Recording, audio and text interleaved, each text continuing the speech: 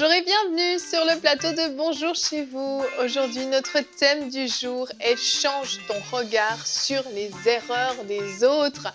Et nous allons voir la grâce extraordinaire que Dieu nous a faite d'effacer notre ancienne vie, d'effacer les fois où nous avons malheureusement chuté. Mais nous, en tant qu'êtres humains, on a tendance des fois à regarder les gens au travers de leurs erreurs, de leurs fautes passées. Et on va en parler aujourd'hui avec Frank et Nadine. Hello Evelyne. Hello. Ça va les amis? Ça va très bien. Un bon vendredi en perspective avec un très beau C'est mon histoire qui personnellement m'a beaucoup émue quand je l'ai écouté parce que j'ai vu à quel point Dieu peut vraiment venir nous chercher au fond du trou pour nous sauver. C'est le témoignage du pasteur Jean Turpin, son témoignage de conversion. C'est la première fois que je l'entendais vraiment au complet. J'avais déjà entendu des petits bouts, je connaissais un petit peu, mais vraiment ce témoignage m'a beaucoup touchée. Vous allez voir comment Dieu toute la compassion de Dieu a été à l'œuvre pour sauver cet homme. Et c'est vraiment un témoignage qui m'a beaucoup touchée, je le dis encore. Et on va voir justement à quel point, mais quand Dieu efface nos fautes, c'est terminé, c'est zéro, ça n'existe plus. Notre vie ancienne est complètement passée et derrière nous, c'est un privilège merveilleux qu'on a. Et on va voir dans cette émission comment faire pour voir les autres au travers de leur nouvelle vie avec le regard de Dieu et puis avec notre regard. C'est ça qu'il faut faire, mon frère. On va enseigner Frank aujourd'hui, Nadine. Allez, Nadine, on commence tout de suite avec la pensée du jour.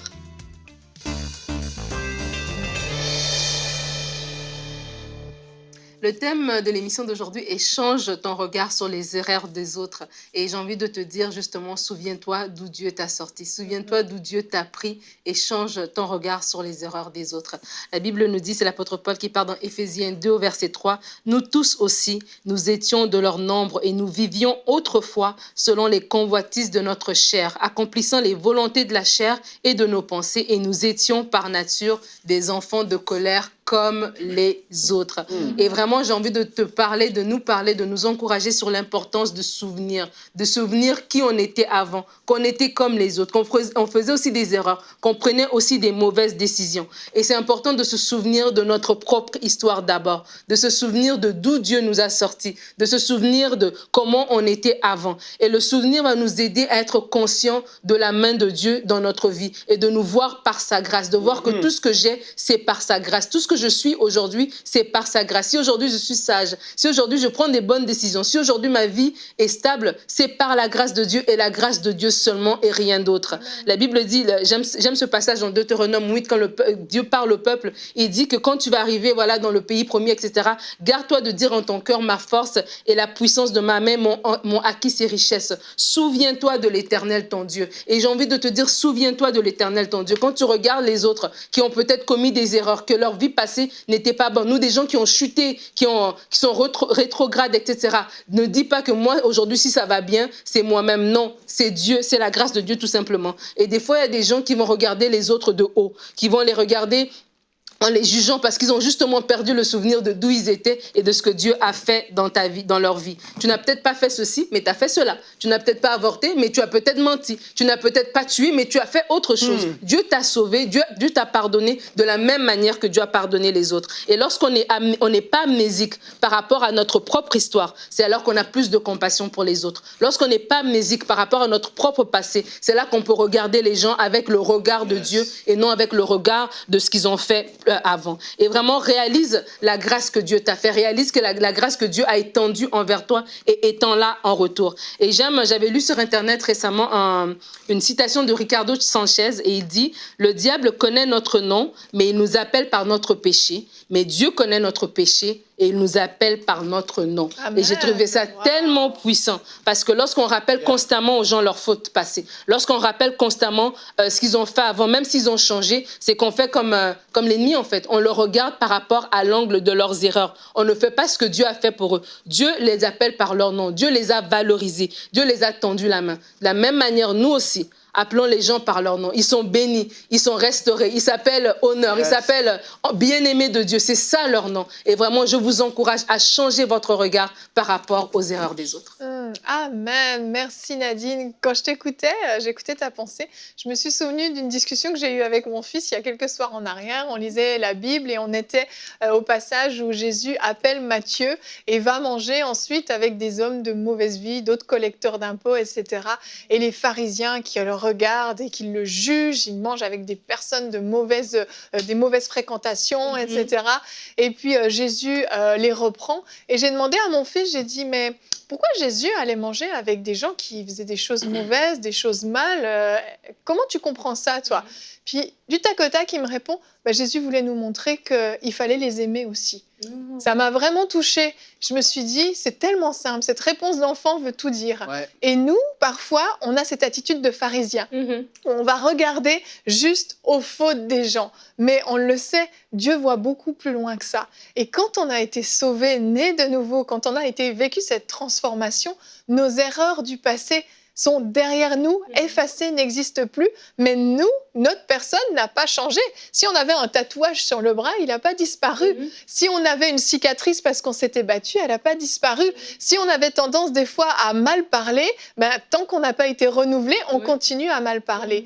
Et le problème, c'est que les gens vont continuer à nous regarder comme on était auparavant. Et au lieu de voir justement avec ce regard de Dieu, j'ai vraiment aimé ta pensée, comment Dieu nous voit, comment Dieu nous appelle. Ça, c'est vraiment le regard de Dieu qui est sur nous. Et qui sommes-nous, nous, pour venir remettre sur les gens leurs fautes du passé? Notre verset du jour nous parle de cette merveilleuse rédemption que Dieu nous a accordée, le psaume 103 au verset 12, quel verset extraordinaire. Wow. Autant l'Orient est éloigné de l'Occident, autant il éloigne de nous nos transgressions. Alléluia. Quel verset glorieux. Dieu nous a fait tellement de bien. Dieu a éloigné de nous.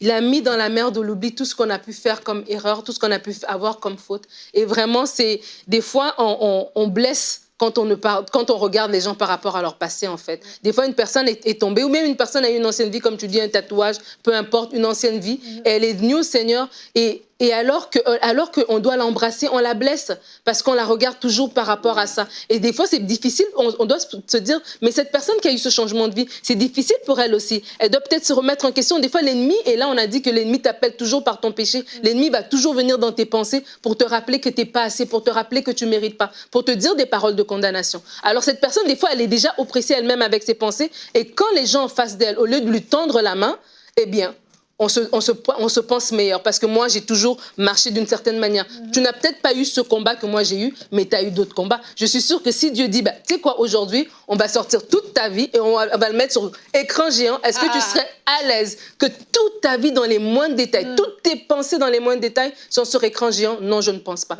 Alors, de la même manière, étendons cet amour. Et ça fait toute la différence. Des fois, on blesse les personnes, on ne les accueille pas. Et des fois, il y a des gens qui régressent, en fait, dans leur marche avec Dieu, juste parce qu'ils n'ont pas eu ce regard bienveillant, en fait, qu'ils ont trouvé auprès des autres personnes chrétiennes. Ouais, on part de Abraham à Abraham, de Simon à Pierre, de Saül à Paul. Et tu dis, Dieu, pour certaines personnes même, a été au point de changer leur nom. Ouais.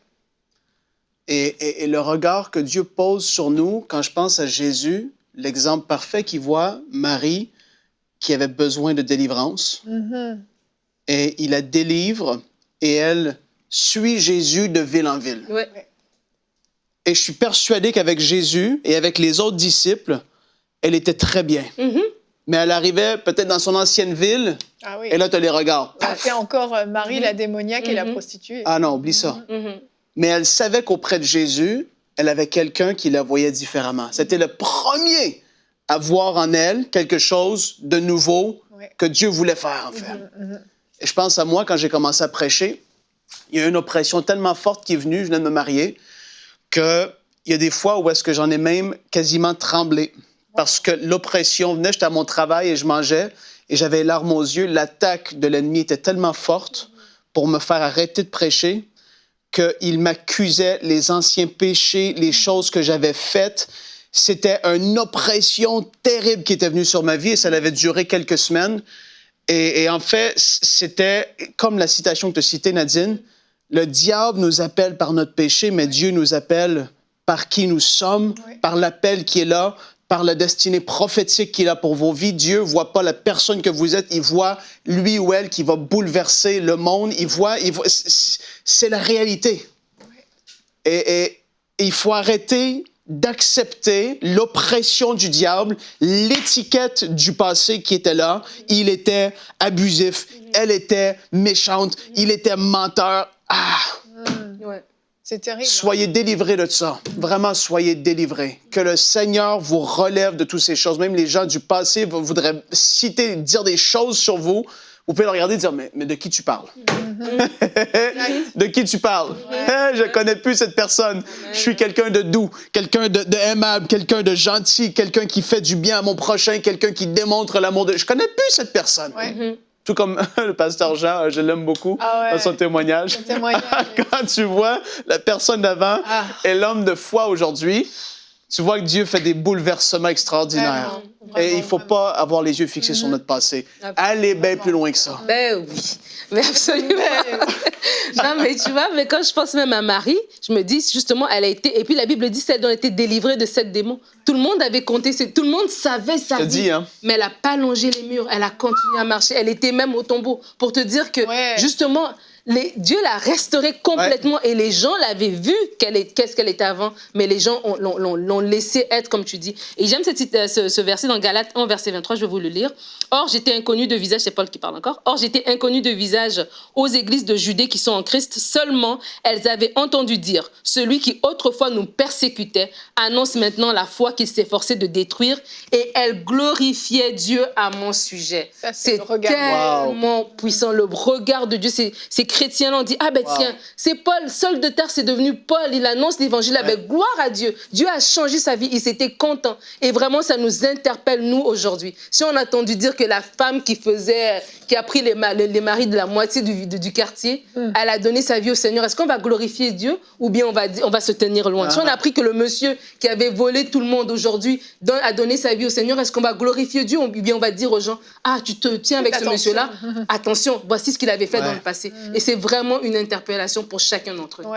Et j'aimerais aussi peut-être m'adresser aux couples, parce qu'il y a des couples dans lesquels le mari était sauvé ou la femme était sauvée et l'autre pas. Et tout à coup, quand le conjoint inconverti donne sa vie au Seigneur, on va mettre une attente et on va mettre une pression en disant « Maintenant, t'es sauvé, il faut que tu te comportes comme ça. Non, tu peux plus faire ce que tu faisais avant. Ah, regarde, tu recommences à faire les mêmes choses qu'avant. » Et on vient pointer du doigt sans arrêt les erreurs. Et faites vraiment attention à ça, je veux vraiment vous encourager. Je sais que c'est pas forcément simple, puis on aimerait voir des fois une transformation immédiate du jour au lendemain, ça devient l'homme de Dieu le plus loin de la planète, mais ça peut prendre un petit peu de temps et je veux vraiment vous encourager à être patient, à être patiente avec votre conjoint qui vient de se donner à Christ. Vous le savez, nous aussi, on a vécu ce renouvellement de l'intelligence qui nous a transformés petit à petit. Parfois même dans l'église, il y a un nouveau converti qui vient, il a peut-être encore un style vestimentaire qui n'est pas pleinement sanctifié, il y a encore une façon de parler, comme je disais tout à l'heure, certaines choses. Et tout de suite, on va repousser la personne, on va juste voir ce qui ne va pas, au lieu de glorifier Dieu pour le changement qui s'est accompli, croyant que le meilleur est à venir. Mais pour nous aussi, on est loin d'être arrivé encore à la stature parfaite de Christ. Il y a encore un bon bout de chemin à parcourir avant qu'on soit ces personnes que Dieu voit, lui, à travers son regard, il voit l'aboutissement. Mais on est en chemin et vraiment soyons des hommes et des femmes remplis de patience. Et de pardon aussi. Quand tu parles des couples, vraiment, c'est le mot pardon. Que lorsque le pardon soit sincère par rapport aux erreurs passées, parce que des fois, c'est ça aussi qu'on va faire. On va répéter, ah ben tiens, voilà, tu avais fait ça, alors tu vas faire ça. Et quelque part, on est même en train de prophétiser encore dans notre propre couple que les mêmes problèmes vont réapparaître. Mais vraiment changer ton regard sur les erreurs des autres, c'est aussi dans notre mariage, par rapport à notre mari et par rapport à notre femme. Exactement, exactement. Je vous invite maintenant à regarder et à écouter ce magnifique témoignage de la conversion du pasteur Jean Turpin dans la rubrique C'est mon histoire.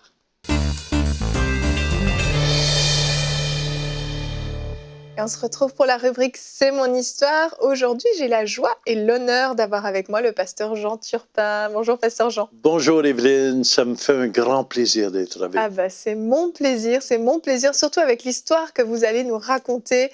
Mais rapidement, vous êtes le pasteur fondateur de l'église Le Centre à Ottawa, ici, même pas au Québec, en Ontario. Il faut que je place bien ma géographie canadienne quand même. Et pasteur Jean, vous venez nous raconter votre témoignage, la vie que vous avez eue et votre premier miracle, vous l'avez vécu à la naissance. Écoutez, ma maman, quand elle m'a eu, elle est presque morte. Et il y a seulement environ 5 ans que je raconte ce bout de témoignage. Parce que j'avais honte un peu, je voulais jamais l'entendre quand maman me disait cela. Mais quand je suis né, elle m'a amené à la maison et les voisins venaient, mais c'était des voisins qui disaient la bonne aventure et tout. Et quand ils venaient voir ma mère, elle lui disait, on voit une lumière sur cet enfant. Mais je le disais pas parce que, à cause que c'était pas des chrétiens qui voyaient ça. Et j'ai été marqué un peu par ça. Mais je dois vous dire, cette lumière, aussi longtemps que je me souvienne, même quand j'étais tout petit, il y avait toujours une lumière partout où j'allais qui me suivait. Wow. Vous savez, la Bible dit que la lumière brille dans les ténèbres et les ténèbres ne l'ont point reçue. Mais cette lumière me suivait et dès mon jeune âge, j'avais un goût de servir Dieu. J'avais un goût de Dieu. Mais très tôt, mon papa était alcoolique et faire une histoire courte, j'ai eu une haine contre lui. Et la Bible dit, aime ton père et ta mère et tu vas vivre longtemps. Si tu mets ça en envers, ça fait haïr ton père et ta mère et tu vivras pas longtemps. Fait que dès mon jeune âge, parce que papa était alcoolique, en plus, il couchait avec l'autre, il était hôtelier et on était des gens assez en moyen. Et je me souviendrai toujours, j'ai grandi comme, vous ne me voyez pas, mais je suis grand. Oui. Et ma vie a commencé un peu en envers. Mais j'étais même pour faire un prêtre. Oh. Et oui. Donc vos parents vous ont élevé dans la foi catholique? Dans la foi catholique. J'étais pour faire un prêtre, mais je remercie le Seigneur. Ils m'ont jeté dehors après 1 an. Et qui a été très bon pour moi. Mais je voulais rien savoir parce que pour moi, la religion, c'était pour des grands-pères et des grands-mères. C'était pas pour moi. Donc vous avez surtout, tout rejeté de la foi j'ai tout rejeté, mais je me souvenais quand même de certaines choses parce que pour moi, c'était juste des hypocrites qui allaient à l'église. Fait que je voulais pas rien savoir de Jésus. De ces choses-là. Mais j'ai toujours dit, moi, jamais je boirai comme mon père.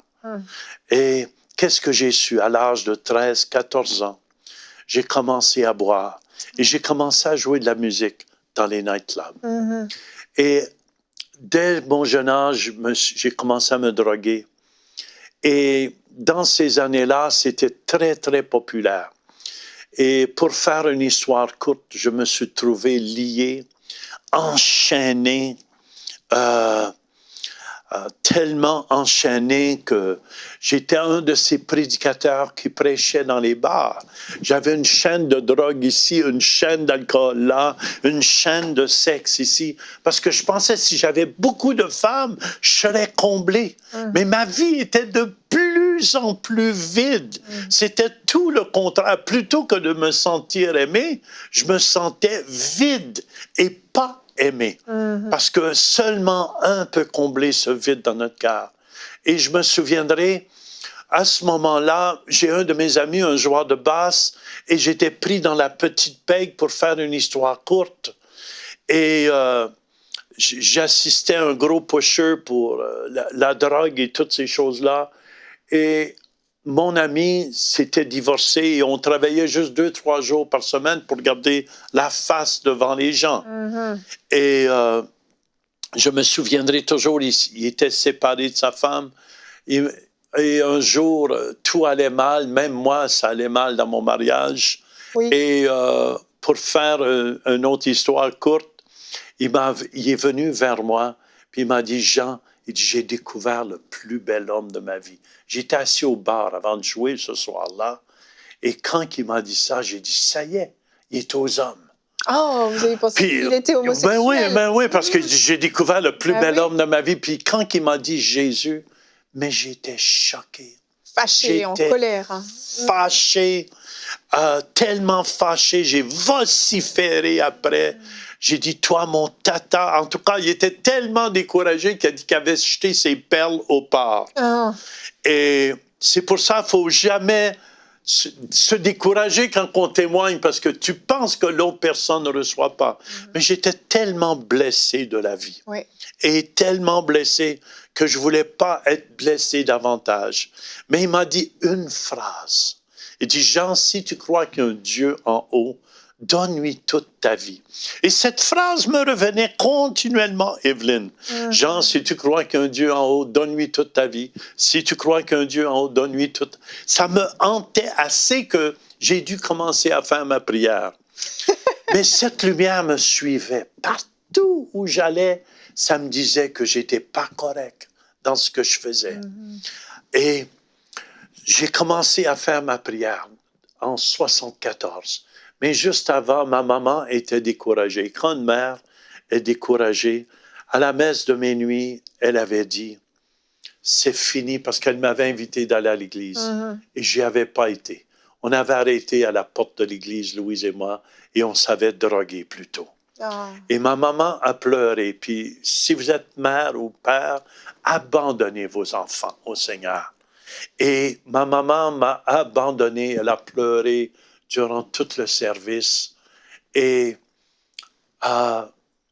moi, j'ai commencé à partir de ce moment-là à faire ma prière, mais je le disais à personne. Puis j'étais là, je voulais être sûr de frapper le bon Dieu. J'étais là, Père d'Abraham, d'Isaac et de Jacob, celui qui a créé toute la terre. Me voici, mais je vais pouvoir sortir avec les belles femmes. C'est toi qui as mis ces créatures-là, Seigneur. Je vais pouvoir prendre un petit joint. C'est toi qui as mis cet herbage-là. Je vais pouvoir boire un peu. C'est toi qui as mis le raisin et tout. Mais il n'y a rien. Parce que Dieu, c'est un Dieu jaloux. Et je me souviendrai toujours. Ça m'a pris 6 mois. Mais plus j'essayais de donner ma vie à Jésus, plus qu'il y avait des forces qui me retenaient de ne pas le faire. Et c'était de plus en plus, puis j'avais peur. J'étais peureux, j'étais grand. Il y avait un bruit dehors. J'ai dit à ma femme, va donc voir.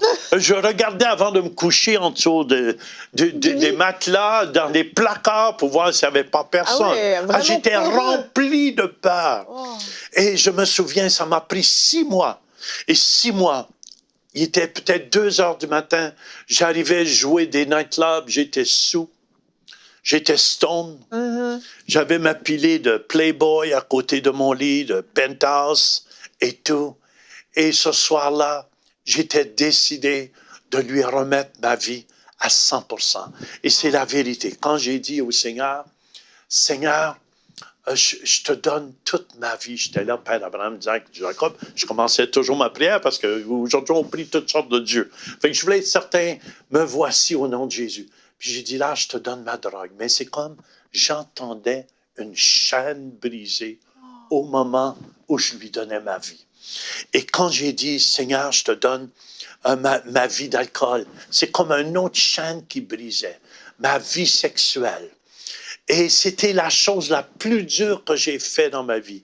Et quand j'ai dit, Seigneur, je te donne toute ma vie. Et j'ai parti en extase.